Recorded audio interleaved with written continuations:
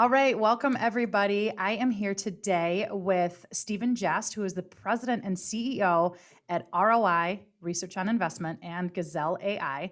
Steve, it's awesome to have you here. You know, you are a familiar voice on our podcast because you guys also sponsor us, but today it is all about you and all about what you're seeing in the economic development world. But first, before we dive into that, I would love to know um, the path that you took to get into where you are and So what would was I. yeah, I know it's a small question. What was your plan when you went to college, and really how did you end up in the data and research sector Oh with a focus boy. on economic development? Have we got an hour? No, No, if you can do it, quick. absolutely.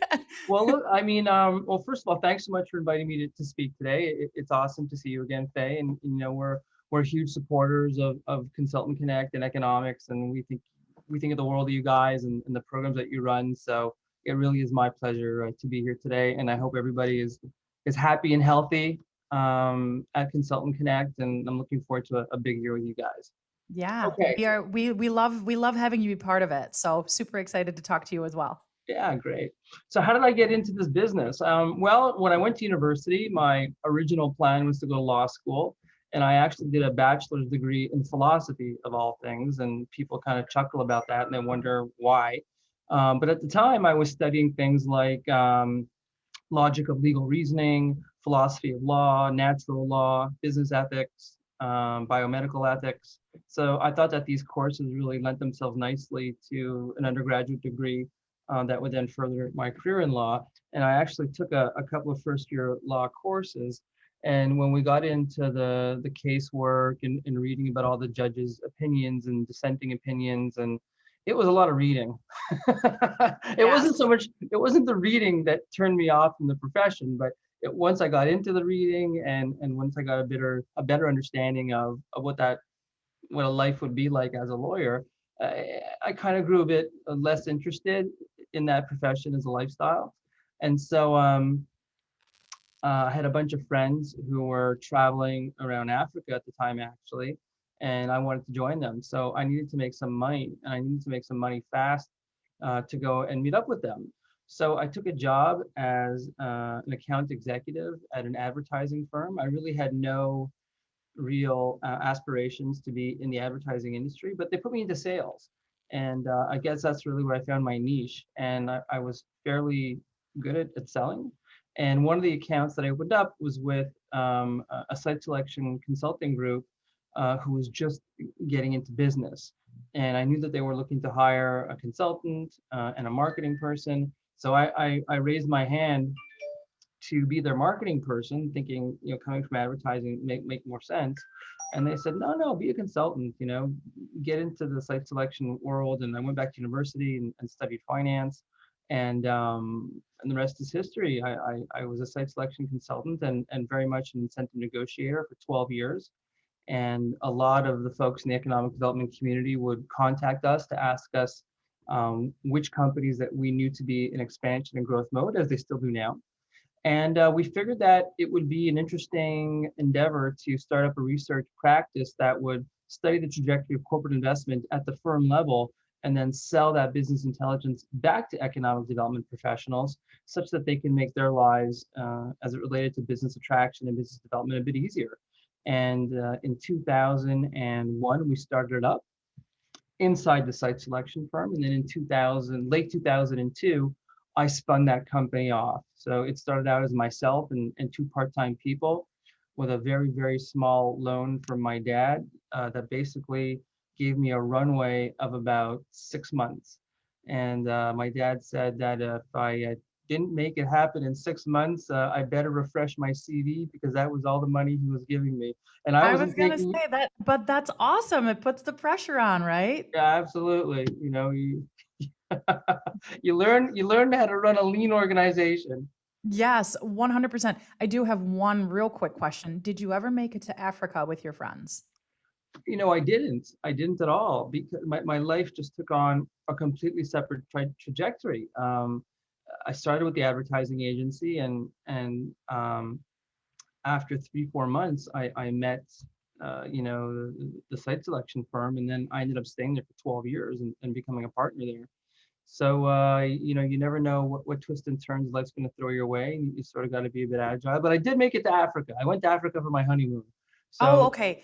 See, yeah, that's awesome, but it just your life just moved in a completely different way. Same completely different same place. end goal-ish, but you took a different path. Absolutely. Yep. Well, And so now we're in artificial intelligence, which is a whole other life trajectory that, and we're gonna get there. We're gonna get there because okay. I've got questions for you. But first, you mentioned your dad, and you mentioned your dad gave you a small loan with a very um, in business, 6 months is not a long time. So with a very, like you called it, a short runway.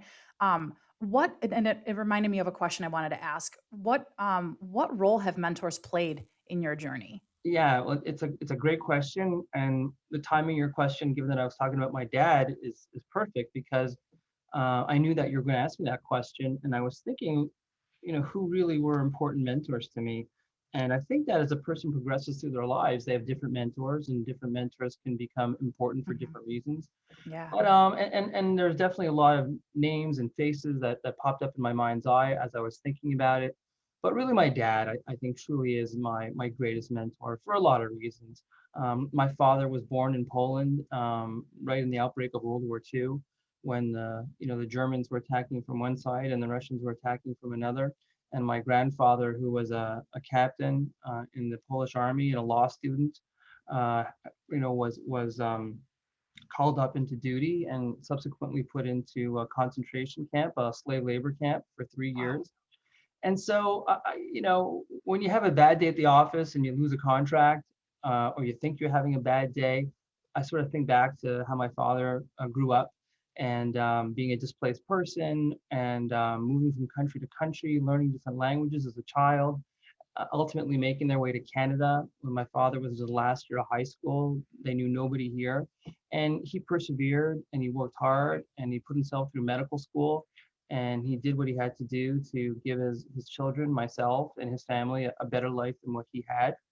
And so I think of my dad and I think of hard work, hard work, hard work, perseverance, family, and that really keeps me motivated. And I like to think that anybody who puts in the time and the effort, ultimately that will pay dividends and that will come back to you in a positive way. My father always says that he was never the most gifted natural student. There's some people who just have these unbelievable photographic memories and they can read a textbook of anatomy and just, reel off every muscle and every tendon and every ligament. And he had to work at it. He had to really work at it to be at that level. So I would say that my dad, given his perseverance, making it through the difficulties of his childhood and adolescence and teen years and coming out the other side, of having made a wonderful contribution to society. He's 82 years old, Wow. and he's still practicing medicine. That's amazing. Steve, Yeah.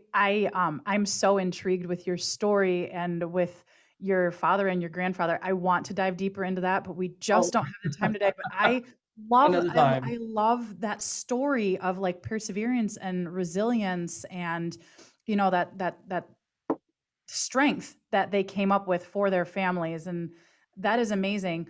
And you're talking about, they went through really tumultuous times.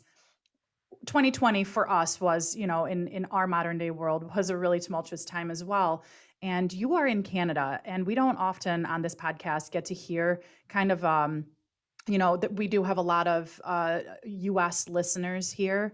And it's not often we get that outside perspective. So I kind of want to pick your brain on, how did you experience 2020? What is the biggest challenge you faced throughout the year? How did you lead yourself through it? Anything that comes to mind there. Right. Well, I haven't been to the US in about a year now, since last February. I went to Kentucky. That was my last time that I was on a plane, and I'm a person who's used to being on an airplane probably twice a month or so. But that's not really Mhm. the answer to your question. No, So but it's it hard. plays into it, definitely. Yeah, but so how was the experience in Canada and what was my personal experience? We went into lockdown very quickly here in Canada. So as of I think last March, April, I mean, it's all a bit of a fog now, but there were sort of escalating measures, which sort of culminated in you not being allowed to have anybody in your home that doesn't live in your home. You can't go visit anybody else.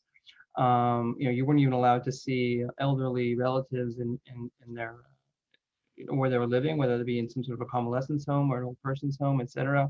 So it was extremely difficult.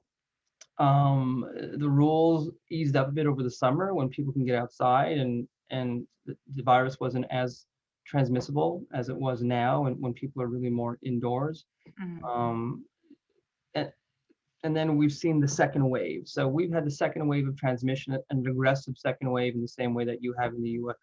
Sorry, in the US. So we're now back in full lockdown mode.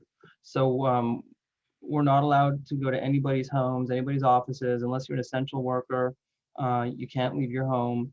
All the stores are closed except for essential services again. And we even have a curfew now, which is starts at 8 o'clock at night until 5 o'clock in the morning.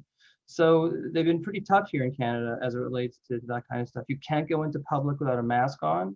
There's security guards at all malls and every public place. If you don't have a mask, you're sent home.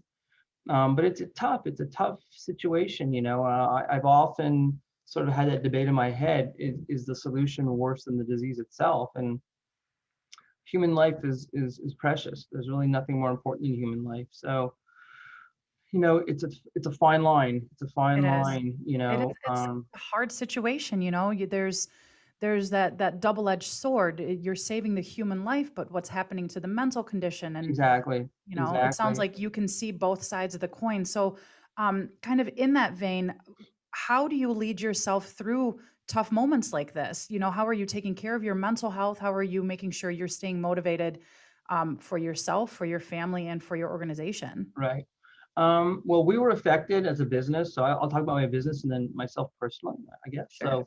So, um, the first thing that we did um, in early March, late February, I guess, when COVID cases started to get announced in Canada, is we shut down our office right away. We shut it down even before the government required us to shut it down, and we were very lucky because a lot of the work that we do is through telephone surveying, email, and so we had a lot of those technologies already in the office, whereby people could work remotely. Everybody had VPN connections from home. Everybody had sort of VoIP connections for their telephones, so they could access, phones through internet lines. So the transition for us to go from working in the office to working remotely was very easy. That happened from one day to the next.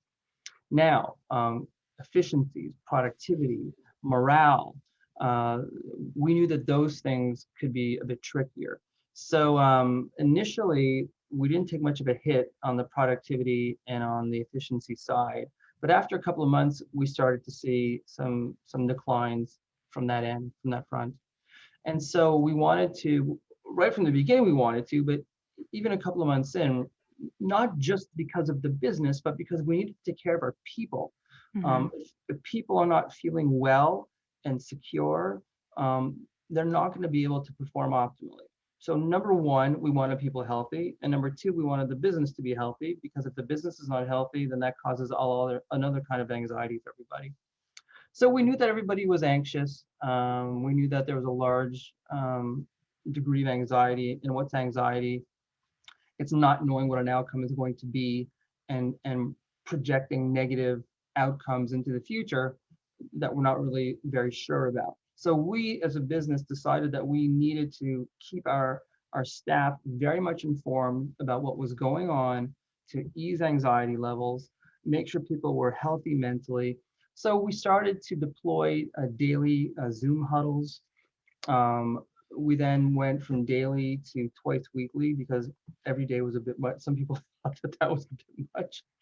And so twice a week, the entire company gets together on a Zoom call, and we started to try and do fun things. So we would have contests, favorite TV show lists. We had the company build a music list. We had the company build a menu of their favorite foods that they like to prepare, and then we sold that cookbook to raise money for charity. So we I always, love that. yeah, That's super yeah, cool. yeah. I wish it was my idea, but it wasn't. Um, That's I wish okay. I wish I could claim those. So we tried and we continue to try to, you know, create these opportunities for everybody to get together online, share, you know, things that they're feeling. It's not the easiest environment on a Zoom call with all your colleagues there, but we make it very clear. If you need time for yourself, if you need to speak to any of the senior leadership in the company, it's a given. Don't even think twice about it. In fact, I'd be upset if I learned that somebody was coming to work and they were living through some kind of a difficulty that they. I don't need to know people's personal lives to want to be able to help them. I know not everybody's comfortable to talk about their personal lives, but if you're suffering, I'd like to know so I can help and Yeah, so I can create an environment for you where you feel better. Um, so that's what we did. We just really wanted to, ease the anxiety levels. So we that's told awesome. people how the business was doing, how business development was going, how revenue generation was going, because of course, other than the pandemic itself, people are worried about their own personal situation. So we had a few people who started to feel a bit depressed and so forth, and we tried to help them as very much as we can. And I think it's also important as a company leader to be honest. There were certainly moments over the course of last year where I was teetering on, how do I get out of bed today? How do I not stay on the sofa all day today? Do I shave today? Am I going to wear the same T-shirt I wore yesterday? And then it's a slippery slope from there. And I definitely went through that. I definitely went through days where I really had to drag myself out of bed for weeks on end and get to the computer here and just force myself to work because it was really the last thing that I thought I could do. One more day sitting in this chair in this room was Yeah. starting to really affect me. So I could imagine it was affecting everybody else. Yeah. Oh, absolutely. Absolutely. And I love how candid you're being about that because it's one of those things that I think me as a person, I think everybody has had moments like that over the last year. And it's just not talked about very much, especially people in a senior leadership position like you are, for them to admit and say, you know what, this is tough, and we're going through a really hard time, and I am also struggling. So I appreciate you sharing that. I kind of want to flip our focus to look ahead for this year, and you're in a very unique position because you also lead Gazelle AI, which is a company that kind of looks at a company's likelihood of expansion. It's based on a bunch of intricate metrics. And I wanted to ask you, are you seeing more companies push into that higher likelihood of expansion? Or are they dipping the opposite way into that lower likelihood of expansion? Like, what are you seeing in terms of what might affect deal flow for economic developers in the future? You want to know my personal opinion on that, or you want to know what the AI is telling us about Both, especially if they're different. But what are you guys? What trends overall are you seeing in terms of company expansion that? Right. compared to like what was normal, quote What was unquote? normal? Yeah, sure. So we have two companies that we run: ROI, Research on Investment, which is the service side of the business, whereby we reach out to companies and try and establish if they're in expansion mode, and if they are, we then try and broker an introductory meeting between that company and an economic development organization. Gazelle is a data platform. Hmm. So on the ROI side, there's certainly been about a 30% decrease in the number of projects that we're typically finding. So we're needing to do 30% more research, more executive surveys, to find the same volume of projects that we've been finding in the past. So there's certainly less of them. And I think when you look at the data, FDI is down significantly. In fact, just doing some of the reading that I've been doing lately, uh, reshoring jobs have outnumbered FDI greenfield jobs for the first time in 7 years in the US. So I think we're definitely seeing a trend towards regionalization. We're seeing a trend towards trying to build local ecosystems. local startup ecosystems, and we're trying to kind of repatriate as much of the supply chain that we need in major industries and trying to Hmm. plug up some of the supply chain and cluster leakage that we're seeing. So I think there's going to be probably a focus on that. There'll be a focus on last mile logistics due to the, I think, the proliferation of e-commerce and digital commerce that's going on. It's funny Um, that you mentioned that because my next question was actually going to be about supply chain okay, analysis, because right, I know that Gazelle has just a fantastic, fantastic supply chain analysis. And so I was going to ask you about that kind of consolidation of the logistics. right. So as a platform, we have 900 industries, and we show the buying and selling ecosystem of those industries, and then we show the companies that could be likely suppliers or buyers of goods and services in any industry. And we were giving that data away on a complimentary basis to economic development professionals. And we still are, by the way. If anybody would like to access that data for their own needs, just give us a call or hop on our website, and we'll get you set up with that. So what that particular and I don't want this to turn into a Gazelle infomercial, but I mean there has been a lot of interest, not necessarily in Gazelle, but there's been a lot of interest in supply chain data. Yeah. um, because I think that a lot of industries, PPE, healthcare, um, come to mind, our first top of mind are going to be industries that are going to want to maybe a, to a degree abandon just-in-time manufacturing and start keeping larger inventories of the goods that they need for manufacturing. And obviously there's going to be a huge need for different kinds of healthcare related products, particularly as it relates to the vaccines. And I understand that there's little plastic tips that go on the testing. There's all kinds of little pieces that are tough to come by now. So I don't know if I answered your question. I You gave, talked so you much, gave, I almost no, forgot you, what the question was. no, it's great. I love, and it's so indicative of how passionate you are about the industry that you're in and the work that you do. But it's great information, and it doesn't it doesn't sound like an infomercial at all. It just shows that you really know what you're talking about, and it's intriguing to me to have your point of view because you work with economic developers, but you have Right, just a different lens on it. So right. just you come at it from a little bit of a different angle.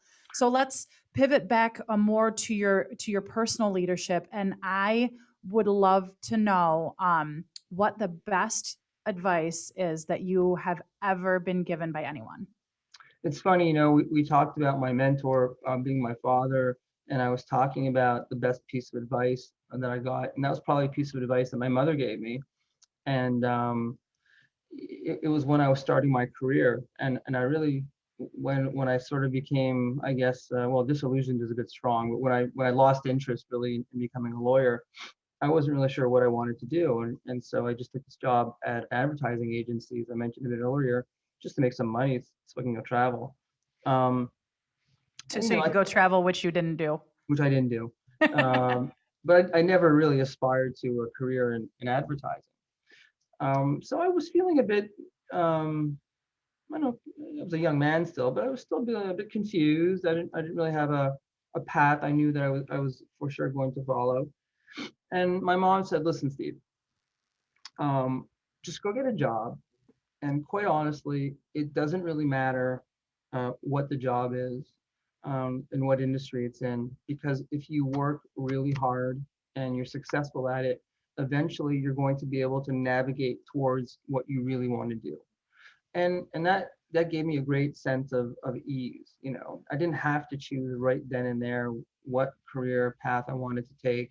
um, and I could just go and get a job and know that if I work really hard, that things will work out well for me. Yeah. And they did, in that sense. I took a job at an advertising agency. I worked really hard. I caught the eye of somebody who was starting up a site selection firm, and that work, I wrote the brochure for that company, and the work looked really fascinating to me. And so what my mother had told me really panned out. I was able to get a job there and move up the ranks of that company. And then ultimately, I knew that I always wanted to be an entrepreneur. And again, the opportunity presented itself when we were going to spin off ROI, and I raised my hand is that I'd really like to do that, and that opportunity was afforded to me as well. So I think the best piece of advice that I got is, especially for young professionals, is don't sweat so much having the perfect career trajectory and making all the perfect choices. Just work really hard, and eventually, if you play your cards well, and life sort of uh, exposes itself in a Yeah. natural way, you're slowly going to make your way over to what you really love. Yeah, So I I think that love was that. the It's yeah. such great advice because a lot of us, especially on the younger end, we see where we want to be, and that what you just said gives so much peace because when you start and you work hard and you show that you are, you've got that great work ethic. There's always going to be those opportunities, and you have the chance of like either staying the course or veering off a little bit closer to your goal. Right. So your mother's advice is amazing. Yeah. There's another, are we still, because another piece of advice that I got that played a huge role in my life, but it has a little bit more to do with getting your first job, Hmm. and getting a toe in the water. So before you can even work hard and start veering towards your job, you got to get a job. And it was my college roommate's sister who told me, when you're looking for a job, don't call up an organization and tell them you're looking for a job, because if there's no job available, you're just going to get hung up on. The strategy that I used to get the job with the advertising agency was to say that I was very interested in advertising. It was my passion to get a job at the time. Hey. But and I would love to find a job in the advertising industry. Now, I don't know if you're hiring or not, but I would love to just come by your office and hang out for a day if you would allow me to, so I can just hear some of the jargon and see how the operation works, and such that if I ever do get an opportunity in the industry, I'll kind of know how it works. And so the person that answered the phone said, yeah, I don't mind if you want to come by. And she muttered under her breath, I'm interviewing on Monday and Tuesday. You want to come Wednesday? And I said, did I hear you say you were, interviewing? And she said, yeah. And I said, for what position? She said, business development. I said, well, I know, as you clearly know, I know nothing about advertising, but I'd love to be considered for the job. So lo and behold, I got the job. And again, I'm a bit of a firm believer in, well, you can't be a bit of a firm believer. I'm a firm believer that you can make your own luck. And that company ended up being a division of Omnicom, which is, I think, the third or fourth biggest advertising PR conglomerate in the world. Hmm. So I ended up going to work there, and getting exposed to huge accounts with companies like Ericsson and global multinationals, and I learned a ton. And that's what sort of got me to meet my mentors in site selection, and set me on my path that I'm on now. I So love that. yeah, so it's I love that. Steve, I really appreciate you not only sharing your own journey and by way of your father and your grandfather giving us insight into in real strength and resilience, but also sharing these amazing pieces of advice for emerging leaders. And I'm so grateful for the time you have spent with us, and it's been really a pleasure talking with you, learning more about you, and thank you for that. well, thanks, Faith. It's my pleasure. It's been a lot of fun, and it's too bad we gotta end now. But I understand the podcast can only go so long. But anytime you want to chat, let's do it again. All right. I'm game if you are. So Absolutely, absolutely. I We didn't talk appreciate it. much about the economy or economic development, but another time. Yeah, it sounds like you and I could have a conversation for a Uh, really long time. So in the Absolutely. interest of time, thank you for today, and we hope to talk to you again on a future podcast. Yeah, thank you so much, and keep up the great work at Consultant Connect, and look forward to again working with you guys for the coming year.